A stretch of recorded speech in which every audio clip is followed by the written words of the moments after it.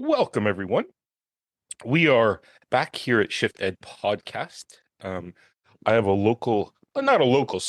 Canadian author. I have Katherine Martinko coming in with us today, a great author, editor, put out this amazing book, Childhood Unplugged, practical advice to get kids off screens and find balance. And balance, Katherine, is what we're all about.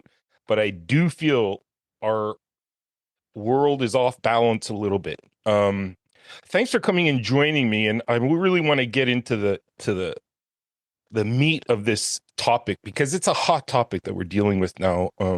With our kids, social media, screen time. It's so relevant right now. But I'd love to kind of get a little bit of a background on how did you come to get to this spot in life? I know the book has been super well received. Maybe what was the journey to get to writing this book and getting it out there in the world for the people to read? Yes, well, it's great to be here with you, Chris, this morning. I'm honored by the invitation to be on your podcast. And that's a good opening question. What got me to this point? It's certainly an unconventional place to be in this world today that's so tech saturated. And I would say it happened organically, genuinely. It was not something that came about that consciously. I was raised in rural Ontario in a region called Muskoka, which is cottage country for those who are familiar with that area. I grew up on a lake with no year-round neighbors, very remote. I was homeschooled for a number of years. So it was quite an unconventional, unorthodox way to be raised with my younger siblings. And so I spent a lot of time playing outside, tons and tons of time out in the wilderness, in the forest, out on the lake in my rowboat, building a homemade potato gun, building forts, exploring. And I didn't have TV at home. I didn't have an internet connection. In fact, my parents still don't have an internet connection in their home, which might sound quite archaic, but it is just the way that they chose to live. And when I met my husband, he'd had sort of an opposite upbringing, and he's a wonderful man. He was raised in Mississauga and was raised on a diet of video games and excessive TV shows. And so when we compared stories about our childhoods, he very much felt that he had missed out on a play-filled, adventurous childhood, joining in with other kids in the neighborhood, riding bikes around, having all kinds of outdoor games of manhunt and whatever it may be. And he didn't have that. And he heard my stories and felt like my childhood had just been so play-filled and so rich and exciting. And we decided that we wanted that for our own kids. So in a way, we acknowledged from the start that it's a lot easier to just not start down that path than it is to claw back technology that's already been introduced. And this was back in 2009. I think that our view was a little bit ahead of the time. We didn't realize it at the time, but it was shortly after that that tablets and smartphones exploded into families' lives and really took over. And so we continue to raise our kids without devices. We don't have TV in the house today. They've never been given tablets. They still don't have smartphones. That being said, we are not anti-tech. We are very much pro modern technology being a powerful, useful tool in our lives, but that's what it has to be, a tool, not a toy, not the primary source of our entertainment. Absolutely. Absolutely. Well said. And I totally get this disconnect from nature and playing. I work a lot with preschool teachers as well, and we see it even at these early young ages where we know play is the way. What do you think some of those things were that started this withdrawal? And I love in your book too, because it does talk about sitting too much, not sleeping enough, like all of these consequences that social media and screen time have on us. Where did you think that this all started coming from? This backing off of and retreating to the indoors, to this sedentary kind of withdrawn life, and this illusion of sociability or socialness via screens? Well, I would draw your attention to the term the great rewiring of childhood, which was coined by social psychologist Jonathan Haidt in his book, The Anxious Generation. I also work with Jonathan. I do a lot of speaking on behalf of his organization. So this is something that I like to talk about. And it refers to a clearly documented transformation in the way that children spend their time. It started in the late 90s, early 2000s, with the arrival of the internet in people's lives. And at first, this was fantastic, bringing together people who had previously been separated by distance. They could now communicate over email. There was, a certain amount of gaming that was quite enjoyable, and that was wonderful. But then after 2010, when high-speed internet arrived, when smartphones were in people's pockets, when social media apps were developed, when the forward-facing camera was developed, and kids could start posting selfies online, it became so easy to spend time online that kids just started to do a whole lot more of it. But Mm, simultaneously, a lot of parents were becoming less eager to let their kids wander around outside. So there was a right. very well-intentioned but disastrous shift to overprotecting children and restricting their autonomy in the real world. And Mm, so parents became very paranoid about high-profile news stories they were hearing about kidnappings. They started to think that any child wandering alone outside was going to attract sexual predators or kidnappers. And so they started mm, keeping their kids closer to home, which was also facilitated by the access to all of this technology. Because trust me, right. you don't have those devices in the house, you will not want your kids indoors for, 12 hours a day. It will absolutely drive you crazy. And Right. so I think in a way we have set ourselves up for this Mm, technological addiction by retreating from the real world and making the indoor world so much more appealing to both us as adults as well as our kids. absolutely. It's almost like this perfect storm you're painting, that we had this kind of withdrawal at the same time as this introduction. And it's really kind of like caused a lot of chaos amongst our young kids. And I think Jonathan's book really reveals the statistics behind it, that since the dawn of the forward-facing camera, a lot of the social media and stuff has exploded, and they've taken advantage, I think. I heard that you were speaking on another podcast about this idea of treating social media similar to like getting a license, like a car license, that there are certain awarenesses or restrictions we have to be aware of to help our young people because they just don't have the capacity yet. Could you expand on that idea a little bit? I just love that comparison, that there is a similarity between the two. Even like smoking, or vaping or whatever, like it tends to be this just kind of forget about it. Oh, well, they'll deal with it, or oh, well, let the parents deal with it, rather than looking at it as a societal problem.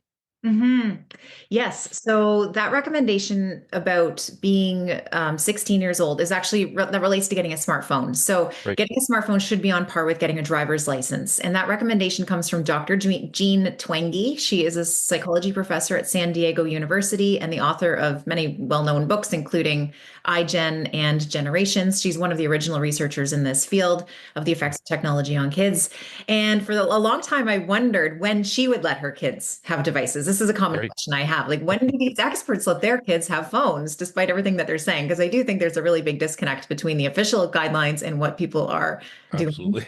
So I heard her in an interview say that she would give her own three teenage daughters smartphones when they turn 16. And that has become my guideline. So that is a little bit tougher than the recommendation issued by, say, Jonathan Haidt, which he says 14. Right. I think that he's trying to be a realist. There's so many kids who are getting phones at age 4, 6, 8 years of Yeah. age that to hold out until 14 is already considered really impressive.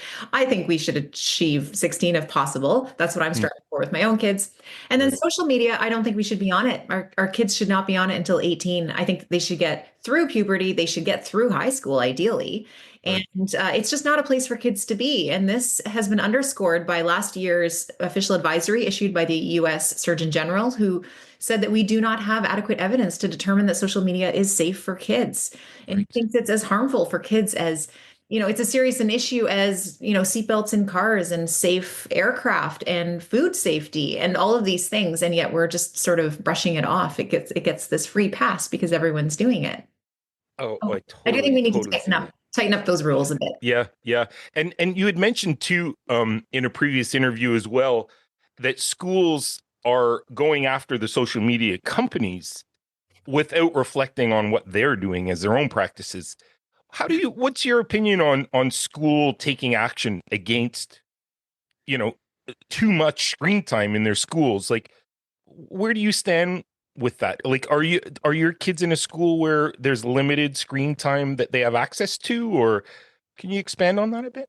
Yeah, I think that there are so many facets to this problem and so many different levels of problem solving that need to happen, it can be very easy and tempting to just pass the buck and say that Right. someone else should be dealing with it, not Yep. us. And I've Yep. heard the school boards say, why aren't the tech companies doing something about it?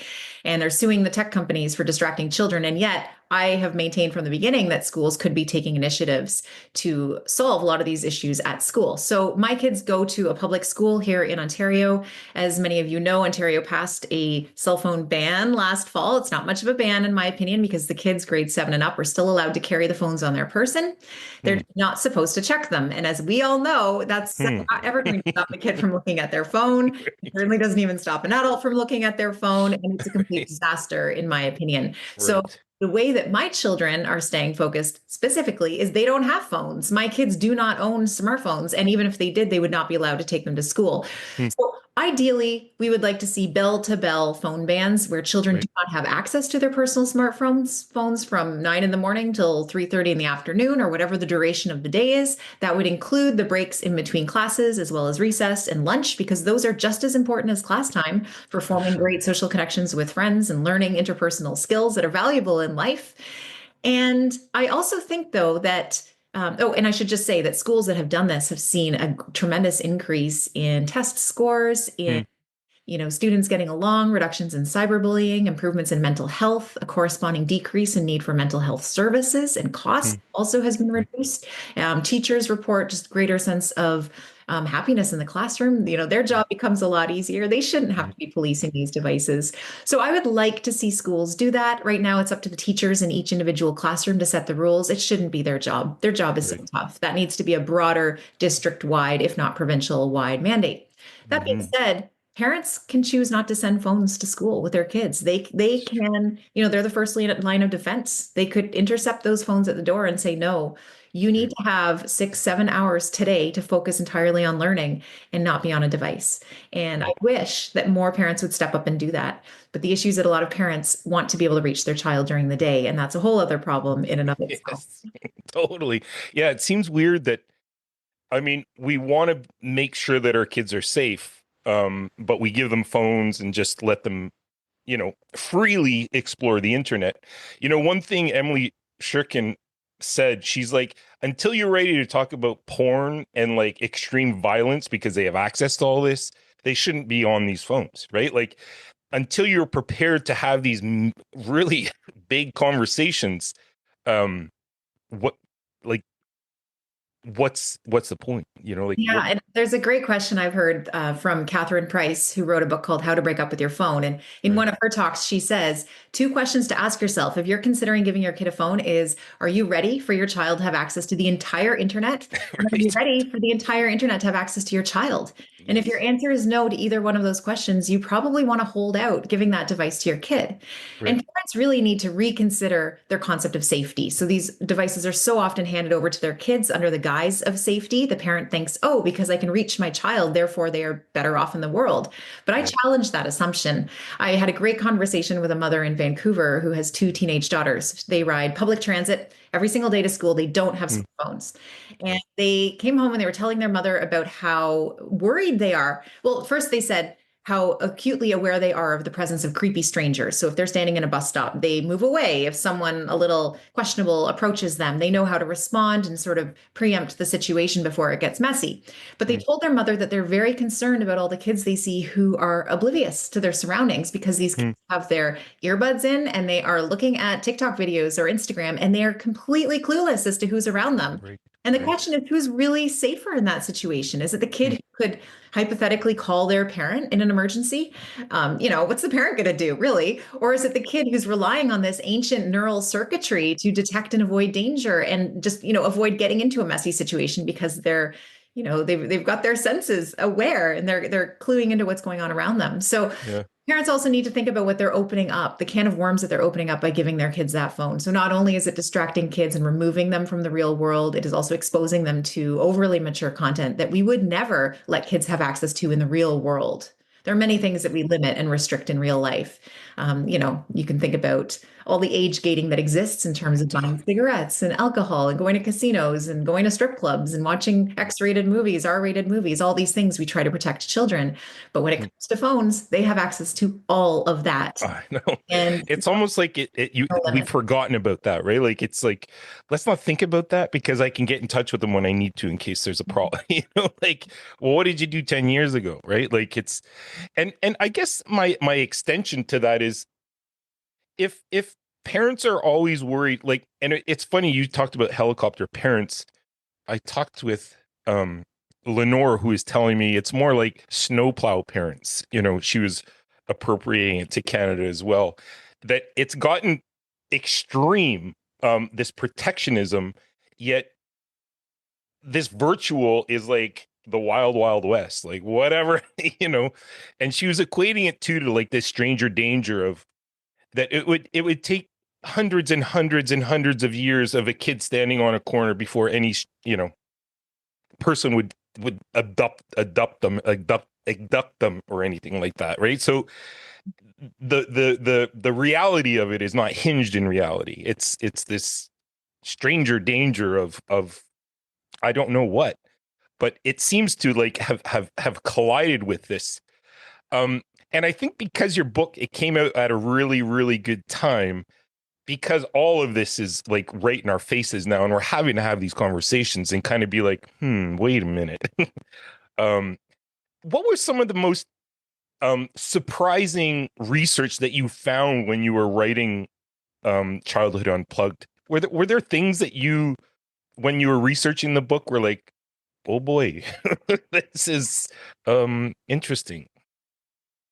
I mean, there's a lot that's surprising when you go deep into any topic, I would say. There's just the statistics are astonishing themselves when you look at the amount of screen time that kids are accumulating. I think Mm, often we underestimate how much time people are on devices, but the latest stats show that kids between the ages of 8 and 12 are on their phones for 5.5 hours a day, and teenagers between the ages of 12 and 18 are on their devices for 8 hours and 40 minutes a day on average. And that is entertainment-based screen time only. So that does not count any screen time that's being used in school or for necessary communications or for homework. So we're talking upwards of 9 hours a day. And that is mm, going to push out everything else in a kid's life. Like that's that sure. opportunity cost that's often discussed. So even if the screen time itself is not causing harm to the child, they're missing out on all of these other opportunities to be developing practical life skills, conversation Mm, skills, relational skills, to be exercising, to be sleeping, to be eating, to be bored, to develop hobbies. Like all of these things are just not happening because the kids mm, are scrolling on their devices. And we right. know that they might be interacting with people on their devices, but the quality of those interactions is far inferior to anything that you ever get online. And there's problems or in person. And there's problems that happen when that sort of becomes the primary form of entertainment. So I see the stats are shocking. Another thing that struck me, a little bit different, but was I tried to interview parents who lived in rural settings as well as parents who lived in urban settings. Mm, And both types of families believe that they've lived in the best possible place to raise mm, screen minimalist children with lots of outdoor playtime. And I thought that was so interesting because often one group thinks that the other would be a lot harder. The urban right. parents always, often I get pushback saying, oh, well, you can raise your kids the way you do because you live in a small town. Sure. Right. Right. And I don't believe that. I think it's more of a foundational philosophy and approach to life. And I proved Mm, that through the people that I talked to. I mean, one family right. lives downtown Toronto and they thought this is the best place to live with kids because we have access to all of these incredible resources, swimming pools and skating rinks and museums and galleries and theaters and, Mm, giant parks, all these things that you can do. And then I talked to a mom with 40 acres in Northern Ontario whose kids go out hunting in the back 40 and play in a pond. And she said, I don't know how we could do it if we ever lived in a city. So really, mm, it doesn't matter where you live. right. I believe that you Right. can make it happen. Absolutely. Absolutely. Well, this has been really fascinating, Catherine. And to kind of end, let's let's go back to your book. And I mean, it's called Practical Advice to Getting Your Kids Off Screen and Finding Balance. What are some of those advices that you can share to kind of close our chat up today? Yeah, well, I think about it often as being divided into age groups. So I think babies and toddlers, for instance, begin as you mean to go on. So establish the patterns and the norms within your household that you want to continue, because it's always better to just start out a certain way than to try to reset it later. You Right. can reset, of course, but it's a lot more challenging. Sure. Younger kids are the easiest demographic to raise without screens because they will Mm, accept whatever you establish in the home without pushing back. And they're also so easily delighted by, Mm, simple things. And often we're giving them tablets that are hyperstimulating, and then we wonder why they don't want something a little bit simpler. But you can sort mm, of recalibrate that and pull back. With older kids, oh, there's so much you can do. I think you can do like a tech Shabbat. That's a wonderful practice as a family, a 24-hour tech fast where everyone in the family gets mm, off their devices and reconnects and spends time outside and does other things. You can buy simpler devices. You can find simpler forms of technology that may enable the kind of communication you want with your kid. We have a desktop computer in our home that we let our boys chat. They can use iMessage from the computer. mhm, And so they're still able to text their friends and be part of group chats, get their mm, fair share of ridiculous memes and videos and things like that. And yet that's right, where it stays. It doesn't mm, live in their pocket. It's not accessible throughout the day as soon as they leave. So you're just sort of introducing little bits of friction there to, bring them back into the real world. right. So there are so many things that you can do. Mhm. I think that very much it's about putting tech in its rightful place and not letting it, colonize childhood to the extent that it is. Absolutely. And I remember one thing you said that was so poignant: say no. Like, it's hard for parents to say no. And I totally get if it's established pre and you're having to kind of pull it back. It's way, way trickier. But if That's you have young kids and you want to establish something, now is the time to do it, to just start saying no. Yep. And you have the right to say no. You have the right to change your mind. And that's the Right. thing I tell a lot of parents. Many tell me it's too late. I don't know how to do this. You have new information. Honestly, the information that we have now compared to 3 years ago, 5 years ago, it's tremendous. The evidence from all of these scientific studies are coming in, proving that kids are suffering as a result of this excessive screen time. And so you totally can sit down with your kid and say, look, based on new information I have, we are going to be doing things differently. There are Mm, some sample scripts available on the Anxious Generation resources page that are okay. fantastic. So they come from psychologist Dr. Becky Kennedy, and she actually will write out exactly what you can say to a teenager if you want to get them off social media or swap out their smartphone for a basic phone. There are scripts that you can use. So you have Amazing. permission to do that. And one final thing I often tell parents is fix your analog life first. It's really Mhm, important to fill the analog world, the real world, with interesting things for your kid to do, even if mhm, it's just toys, loose parts, books, craft supplies, things that you can just leave them to do on their own. You don't have to entertain them by any means, but right. making your house a place where they have things to do. And then the siren call of the devices becomes a little bit less seductive. Right. Right. And I'd say being bored sometimes is a good thing. My kid always, oh, I'm going to be bored. It's boring when I, restrict. And you've got to just say, no, this is Yeah. best for you. And you'll thank me one day, maybe. Um, anyway, this is just fascinating. I mean, this topic is not going away. And like you said, I think that there's been a light shone on it now over the last few years, and that we have to start addressing it because I mean, these kids are going to be growing up and being our leaders one day, and we need them to um, have clear minds and balance in life rather than just all one way. Yeah, So, I would agree. yeah, And I think that I don't really buy the argument that we need to be teaching them tech skills from a young age in right, order for them to succeed professionally. I do think that this technology is evolving so rapidly that it's not going to look anything like this by the time right, they enter the workforce. It's designed to be intuitive. We all learned it later in life. They can too. And what is going to really matter are knowing the skills that make them human, these skills that set them apart from the machines. And I think that right. that will put them ahead in the long run. Absolutely. Real concrete relationships with real people that are live in front of you, face to face. Well, Katherine Martinko, thank you so much. Thanks for putting this book out. It's helped me in my practice, and I share it a lot with the people that are around me. Childhood Unplugged, Practical Advice to Get Kids Off Screen and Find Balance. Excellent book. Please go out and get it. Katherine, thank you for your insight and wisdom, and putting this book out, and the words that you put in it, I think will help us in the long run. So thank you for that. And thanks for joining us today. Great. Well, it was my pleasure. I'm so happy to hear that you enjoyed the book.